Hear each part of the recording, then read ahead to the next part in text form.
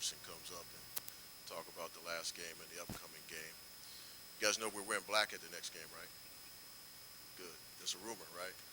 Yeah. But anyway, I just wanted to address the name, image, and likeness situation, and I'm going to be brief because I can't talk about the work that the working group is doing.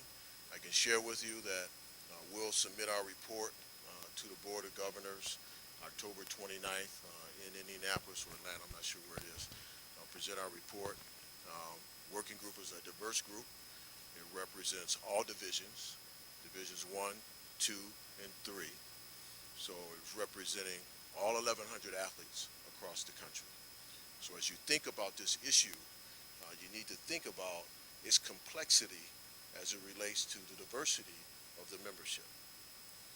My concern with the California bill, which is all the way wide open, monetizing your name, image, and likeness, is it moves slightly towards pay for play.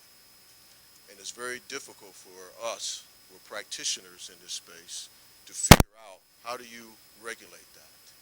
How do you ensure that the unscrupulous bad actor does not enter that space and ultimately create an unlevel playing field?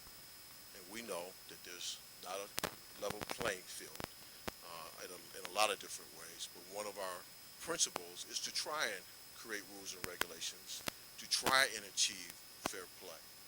So how do you do that and ensure that the third party bad actor doesn't enter that space and ultimately drive some environments to a point where recruiting becomes an even bigger advantage than it is for some other schools.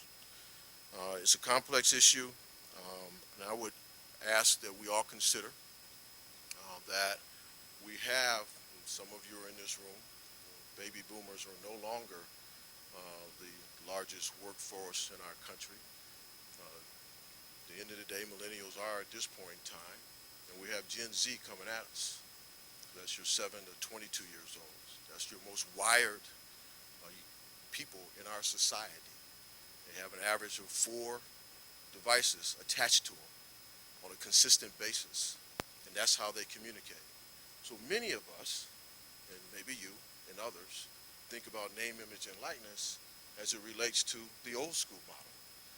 And that's not it. That's not it. It's the technology space. It's the digital space. How do we ensure that whatever we create is something that can be regulated? And that is one of the biggest challenges that we have. I also want to make sure everyone keeps in mind. I think all of you know me and know my position, and many of my colleagues across the country share the position. We've made tremendous strides relative to care for our student athletes. The last piece that we fought for hard, and I've fought for years, was full cost of attendance, health care, postgraduate services, making sure all schools across the country, when a student athlete leaves, they provide an opportunity for that student athlete to come back and finish her or his degree. Being able to provide stipends to parents for postseason play. So our association has moved, although slowly, it's moved. And the reality is it's complex, it's diverse, and we need to be sensitive to all those schools across the country that are different than Ohio State or Alabama or Texas or Oklahoma. And so I wanted to just share those comments with you. I'm sorry I can't talk about the work of the working group. I can say that I believe that there's things that can be done in this space that can be regulated. But I can't obviously share with you what those things are.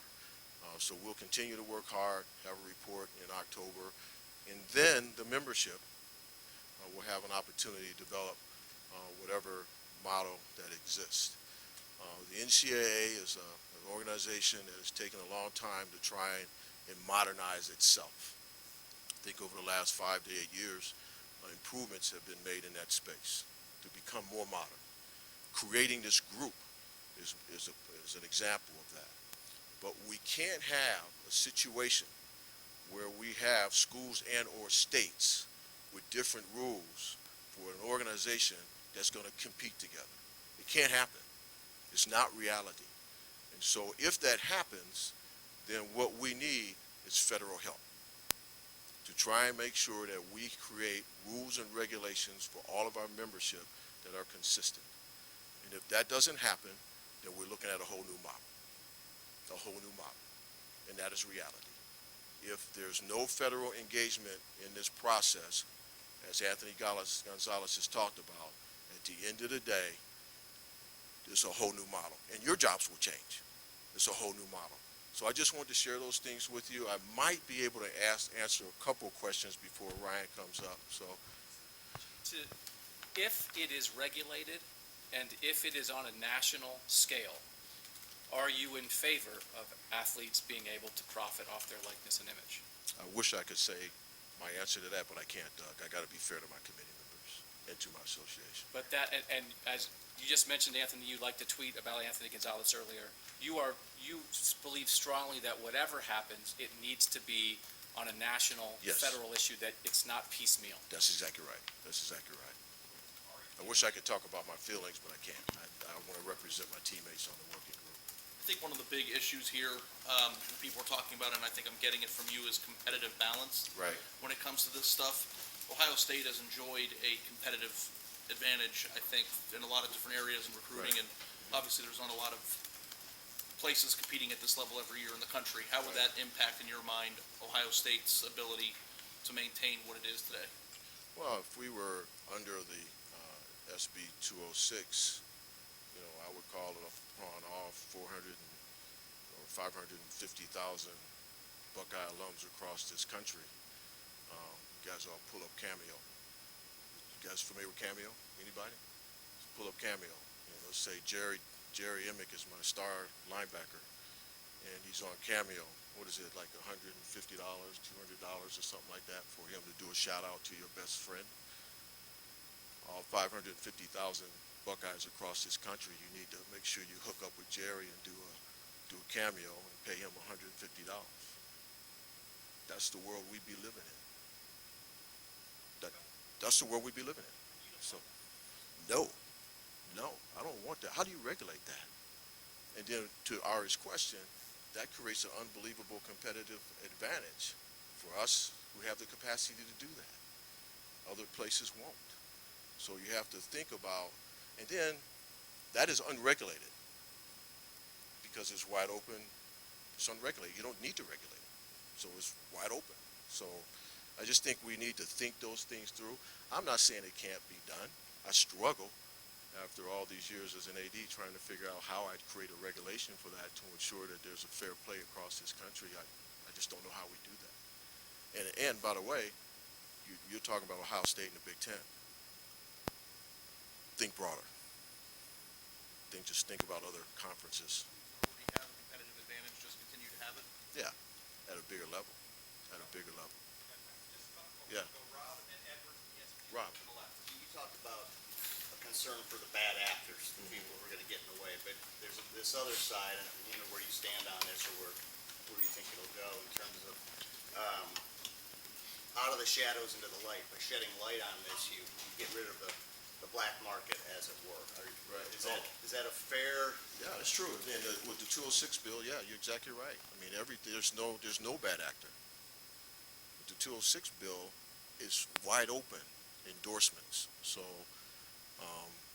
there's pop-up ads that are unregulated. There's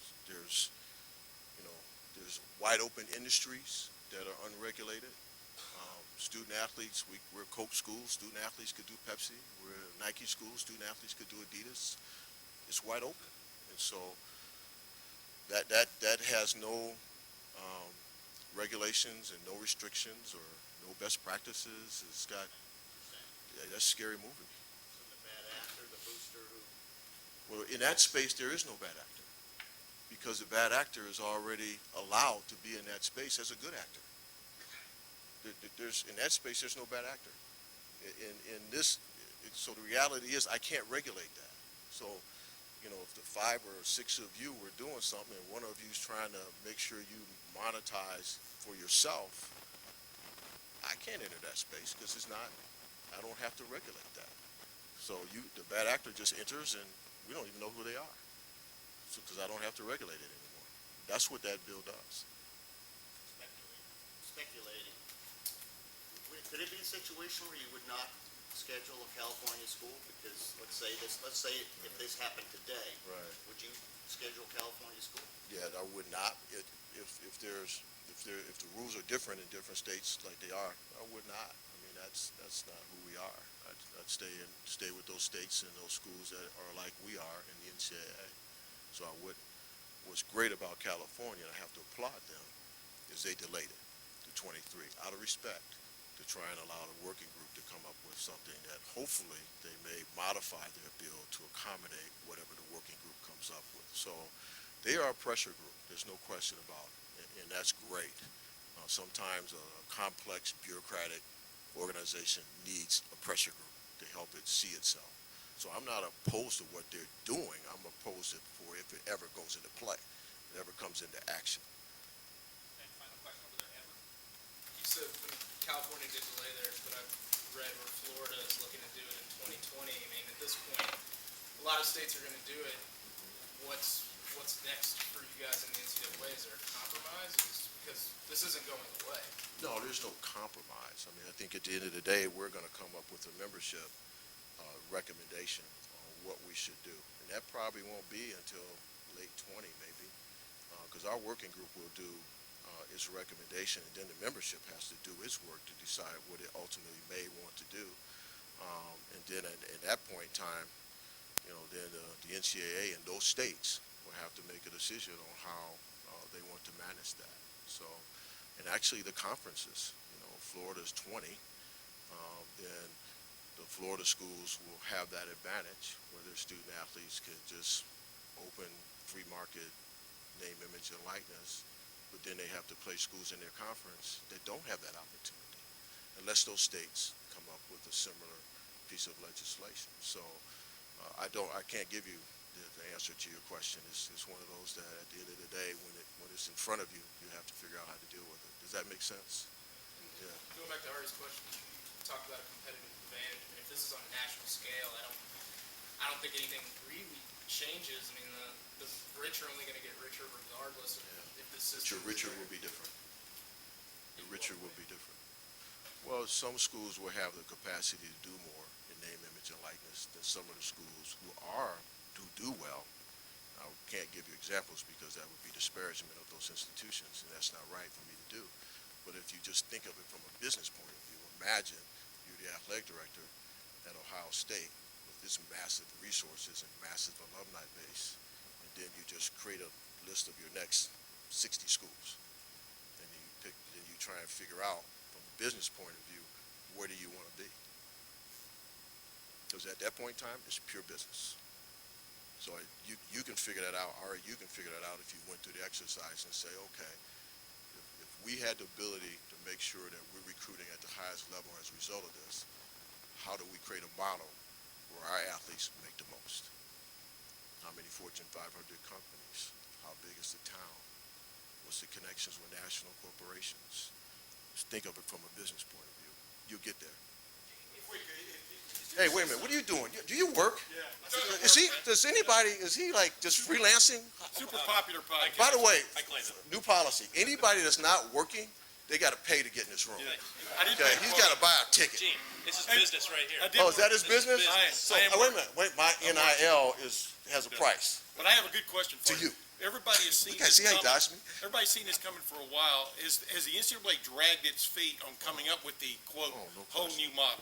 No, I mean, where do question, you- Tim. you know- I'm sorry, I wasn't That's- more forceful on that. The NCAA has taken a long time to modernize. Cost of attendance took longer than it should have took. Paying postseason stipends for championships took longer than it took. We wanted to do this or talk about it a long time ago, but we had lawsuits hanging over our heads.